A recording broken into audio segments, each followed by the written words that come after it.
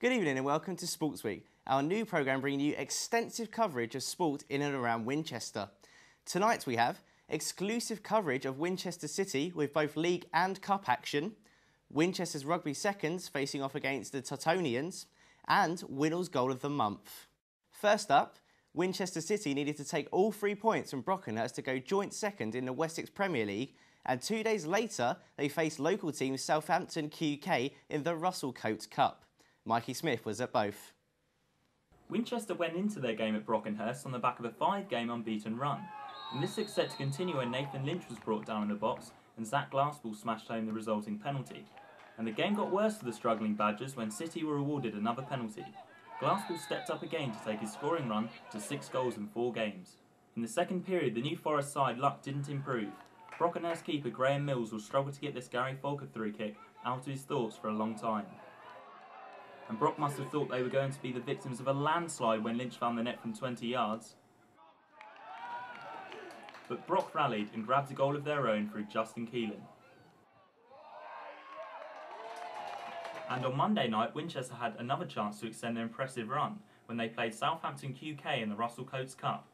Capitals opened the scoring in the 16th minute, with Mark Lilly getting his first goal for Winchester with this looping header.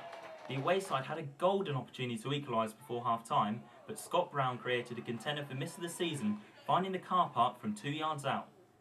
But in the 58th minute, fellow redhead Kenny Rowe showed him how it was done, levelling the scores at 1-1, Brown claiming the assist. City regained the lead though shortly after, Lilly heading home again after Conor McCarthy's knockdown. Glassball then made it 3, slamming home his 3rd penalty in 2 games. Adam Beckett's scruffy goal late on set up a tense finale, but Winchester held on to progress to the next round. Mikey Smith, Winchester News Online. Alresford Town were looking to get back to winning ways after an away loss last week when they faced Blackfield and Langley. William Cooper was there to see the events unfold. It took till the 35th minute for this one to get started at Aylesbury Park, Mark Hartman capitalising on poor home defending. It had been a fairly even first half, but the away side was stronger just before the break, doubling their advantage through Neil Williams, his 4th in 6th. Also came out with a bit between their teeth at the start of the second half, Scott Waters finishing off a fluid move. But Hartman dashed hopes of an unlikely comeback with his long-range effort taking his tally to 2. And the home side's misery was compounded soon after as Joe Wright was sent for an early bath when he lashed out off the ball with 15 minutes left. The Magpies looked helpless, but Dan Cole's contender for goal of the season sparked a late push for the home team. But as Town flooded forward, the Watersiders strode through the defence to give Hartman his hat-trick and 7 goals in 6 games. Blackfield are up to 6, but Alresford's season is still stuttering.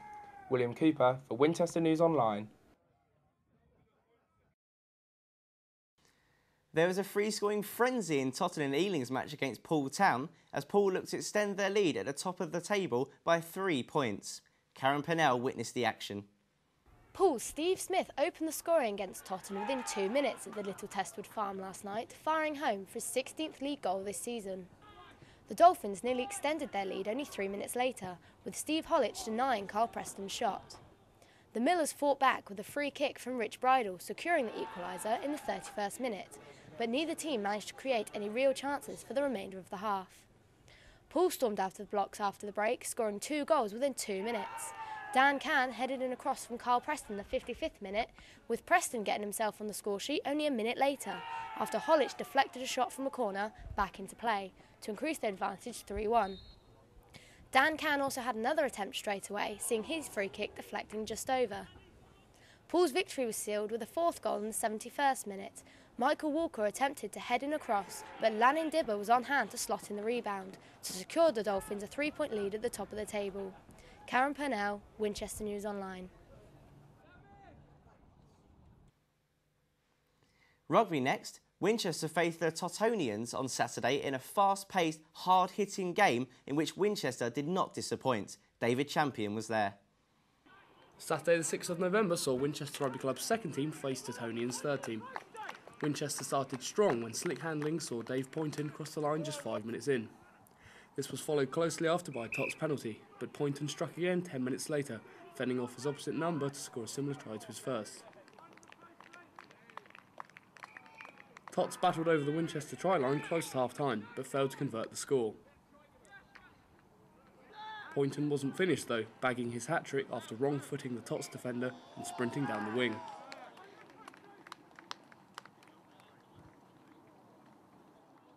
Poynton managed to secure his fourth, finishing off some smooth handling with pure pace. Winchester made it insult to injury in the final minutes with this skillful pick-up and try. David Champion, Winchester News Online. And finally, Winchester News Online's Goal of the Month. Bournemouth Poppies' Max Cream's fancy footwork and powerful strike defeated Winchester City in a top-of-the-table clash that saw City lose 2 games in a row against their title rivals. Tom Ray makes it into the top 4 after his impressive mazy run beat the Winchester defenders before coolly finishing into the far post. City went on to win that one 3-2 though. Eastleigh's Richard Gillespie's sprint past the defence and strike past the keeper makes it into the top 3 as the Spitfires sank Boreham Wood to the bottom of the table.